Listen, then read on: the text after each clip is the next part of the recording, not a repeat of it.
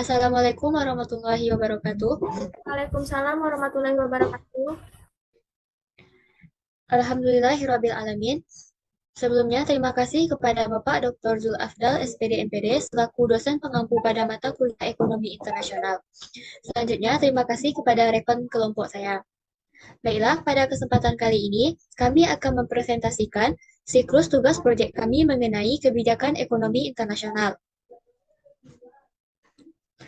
Adapun anggota kelompok kami, yang pertama Asma Wahyuni, yang kedua Mirah Delima, dan yang ketiga Puja Octavia Yosyanti.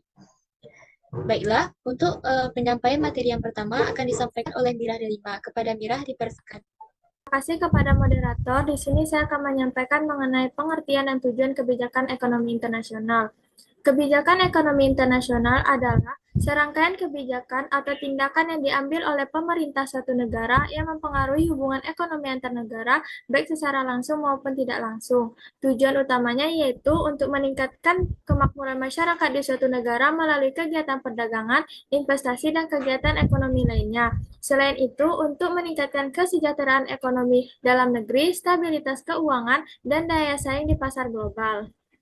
Kemudian, bentuk dari kebijakan ekonomi internasional. Yang pertama, kebijakan perdagangan internasional, yaitu kebijakan pemerintah yang mempengaruhi komposisi, arah, dan bentuk perdagangan internasional. Contohnya tarif.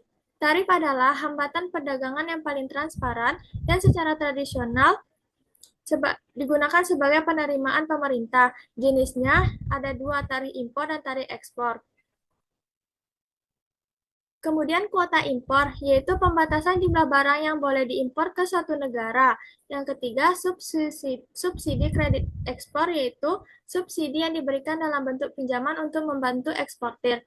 Yang keempat, premi adalah pembebanan bantuan biaya produksi, pajak, dan fasilitas lain kepada badan usaha atau industri yang melakukan ekspor.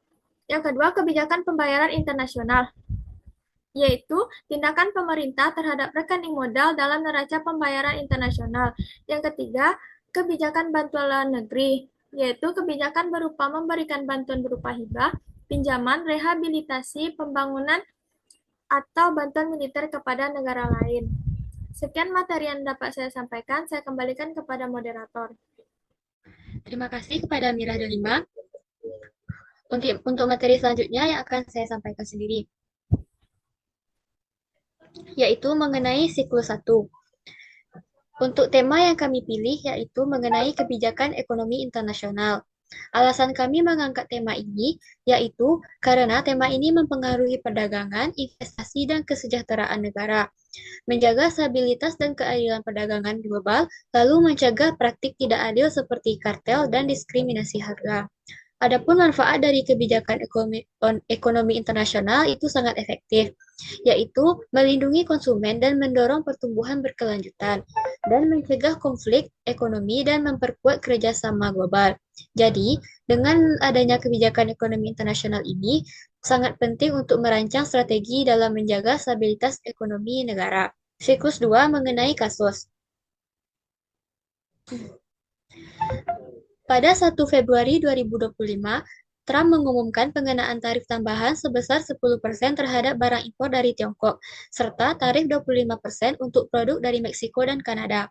Kemudian, pada 2 April 2025, Trump mengumumkan tarif minimum 10% untuk semua mitra dagang, dengan tambahan hingga 32% untuk Indonesia, 46% untuk Vietnam, dan 34% untuk Cina.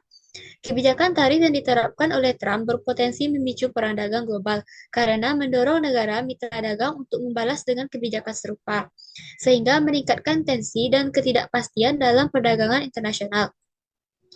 Meskipun kebijakan ini dimaksudkan untuk melindungi industri dalam negeri dan menciptakan lapangan kerja, dampak negatifnya terasa langsung oleh konsumen Amerika Serikat melalui lonjakan harga barang impor dan turunnya daya beli. Selain itu, kebijakan ini bertentangan dengan prinsip perdagangan bebas yang menekankan pada penghapusan hambatan perdagangan guna meningkatkan efisiensi, produktivitas, dan pertumbuhan ekonomi global. Selanjutnya, siklus 3 mengenai informasi gathering. Kami dari kelompok telah mencari informasi mengenai definisi kebijakan ekonomi internasional, tujuan utama dan jenis instrumen perdagangan internasional, dampak positif dan negatif kebijakan ekonomi internasional, dan contoh nyata penerapan kebijakan, seperti kasus tarif Donald Trump.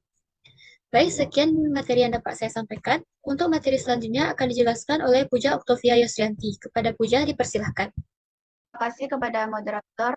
Di sini saya akan mempresentasikan mengenai siklus 4, yaitu kami mengambil topik tarif impor dalam kebijakan ekonomi internasional dengan tujuan meningkatkan pemahaman melalui studi literatur dan diskusi kelompok tentang tarif impor yang diterapkan Donald Trump. Langkah utamanya itu yang pertama prosedur, menentukan topik yaitu tarif impor Trump dan mengumpulkan jurnal atau artikel terpercaya. Yang kedua metodenya itu studi literatur dengan data kualitatif dari jurnal, buku, dan berita terkini. Yang ketiga yaitu alat dan fasilitas, yaitu dengan menggunakan laptop, internet, Word, WhatsApp, dan Zoom.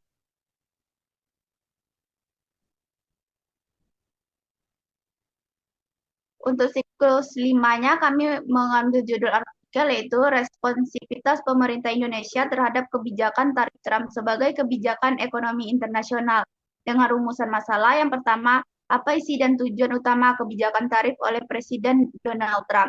Yang kedua, bagaimana dampak kebijakan tarif tersebut terhadap perekonomian Indonesia. Dan yang ketiga, bagaimana respon pemerintah Indonesia terhadap kebijakan tersebut. Tujuan penelitiannya itu yang pertama, mengetahui isi dan tujuan kebijakan tarif Presiden Trump.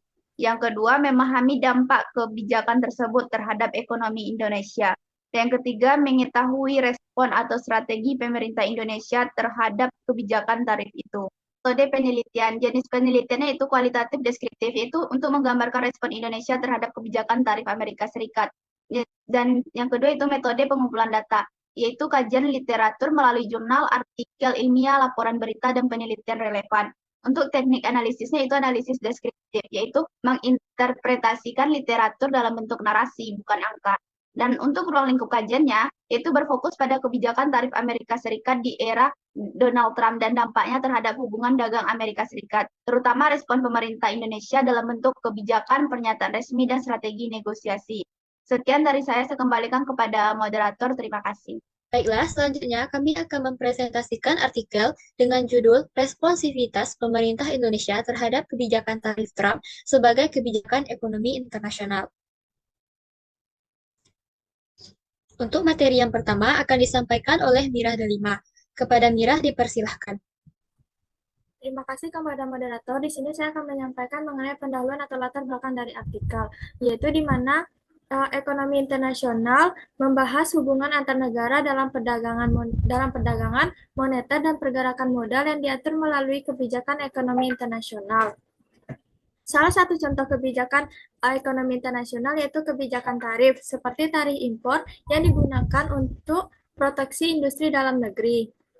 Contohnya kebijakan tarif 32% oleh Presiden AS Donald Trump terhadap produk Indonesia yang berdampak terhadap ekspor produk barang Indonesia di pasar AS. Oleh karena itu, penelitian ini akan mengkaji dampak tarif tersebut dan bagaimana respon pemerintah Indonesia dalam menjaga stabilitas ekonomi dan daya saing ekspor nasional. Diketahui pada 2 April tahun 2025 di Rose Garden, Gedung Putih, Presiden Amerika Serikat mengumumkan kebijakan tarif impor baru yang disebut sebagai tarif timbal balik. Tujuannya untuk melindungi pekerja Amerika Serikat dan memperkuat dominasi ekonomi Amerika Serikat di kancah internasional, serta sebagai respon atas praktik perdagangan yang dianggap merugikan Amerika Serikat.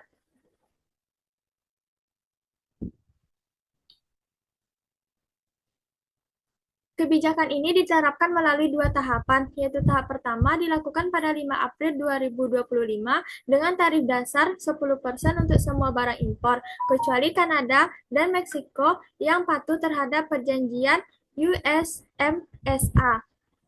Tahap kedua dilakukan pada 9 April 2025 dengan memberlakukan tarif khusus lebih tinggi kepada 60 negara, termasuk Indonesia, yang dikenakan tarif sebesar 32%.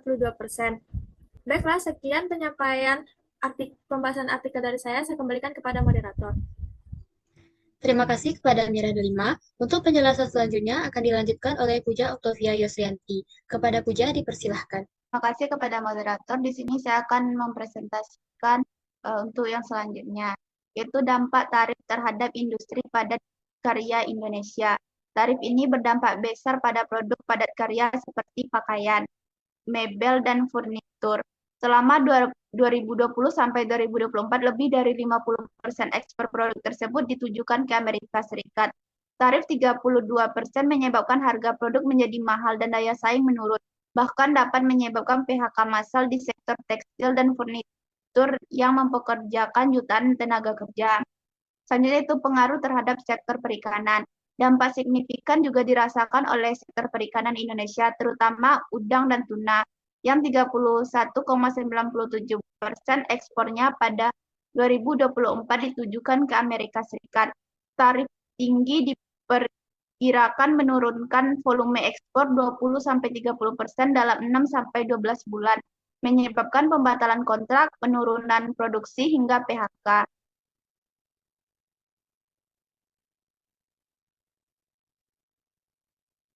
Dampak terhadap stabilitas makroekonomi Indonesia. Kebijakan tarif ini turut menyebabkan pelemahan nilai tukar rupiah hingga 17.000 dolar Amerika pada 7 April 2025. Level terburuk sejak krisis 1998, dampaknya meluas pada utang luar negeri, harga emas, dan indeks saham yang turut anjlok. Bursa global termasuk Amerika Serikat dan Asia mengalami penurunan tajam. Definisi responsivitas pemerintah dalam ekonomi.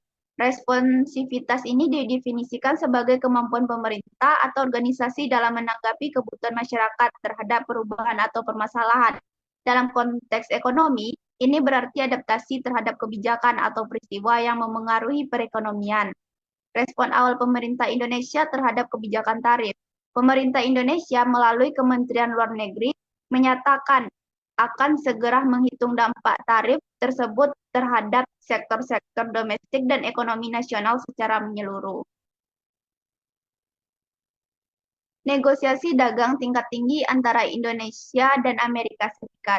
Pada 17 April 2025, Indonesia mengirim delegasi yang dipimpin Menko Perekonomian, yaitu Airlangga Hartarto, ke Washington untuk bernegosiasi.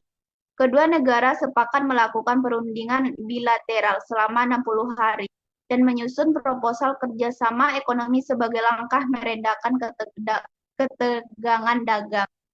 Baiklah, sekian materi dari saya kembalikan kepada moderator. Terima kasih. Terima kasih kepada Puja Octavia Yosrianti. Untuk penjelasan selanjutnya yang akan saya jelaskan, yaitu mengenai isi proposal kerja sama Indonesia ke Amerika Serikat. Adapun isi proposal Indonesia meliputi yang pertama pembelian LNG dan minyak dari Amerika Serikat, yang kedua impor gandum dan hortikultura, yang ketiga dukungan investasi perusahaan Amerika Serikat di Indonesia, yang keempat kerjasama strategis sektor mineral kritis, yang kelima kolaborasi SDM di bidang pendidikan, STEM, ekonomi digital, dan keuangan. Diplomatik regional melalui ASEAN.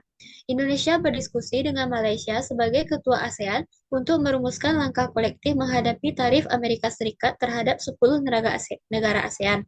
Ini menunjukkan pendekatan diplomasi multilateral dan pentingnya solidaritas regional. Selanjutnya, tanggapan dunia usaha dan strategi diversifikasi pasar. Ketua Umum Apindo Sinta Kamdani mendorong kerja sama rantai pasok dengan industri AS agar ekspor Indonesia dipandang sebagai penguat, bukan ancaman. Sekjen HIPMI Angga Wira mengusulkan diversifikasi pasar ke Eropa, Timur Tengah, dan Afrika lewat perjanjian RCEP untuk mengurangi ketergantungan pada Amerika Serikat. Selanjutnya, langkah kebijakan pemerintah untuk menanggapi tarif. Pemerintah menyiapkan berbagai kebijakan seperti yang pertama, deregulasi NTMS, pelonggaran TKDN untuk sektor ICT asal Amerika Serikat, yang kedua, percepatan sertifikasi halal, Yang ketiga, penyusunan insentif fiskal dan non-fiskal. Yang keempat, reformasi administrasi, perpajakan dan penyesuaian pajak ekspor CPO. Dan yang terakhir yaitu evaluasi larangan atau pembatasan ekspor impor. Jadi, kesimpulan dari artikel yang telah kami buat yaitu kebijakan tarif 32% oleh Amerika Serikat terhadap produk ekspor Indonesia berdampak negatif pada daya saing, ekspor, dan stabilitas ekonomi nasional global. Sebagai respon pemerintah, Indonesia mengambil langkah strategis melalui diplomasi dagang, diversifikasi pasar, hilirisasi sumber daya alam, penguatan konsumsi domestik, serta stabilisasi moneter dan insentif fiskal demi menjaga pertumbuhan ekonomi yang inklusif dan berkelanjutan. Baiklah, sekian presentasi dari siklus dan presentasi mengenai artikel yang telah kami buat. Terlebih terkurang kami mohon maaf. Wassalamualaikum warahmatullahi wabarakatuh.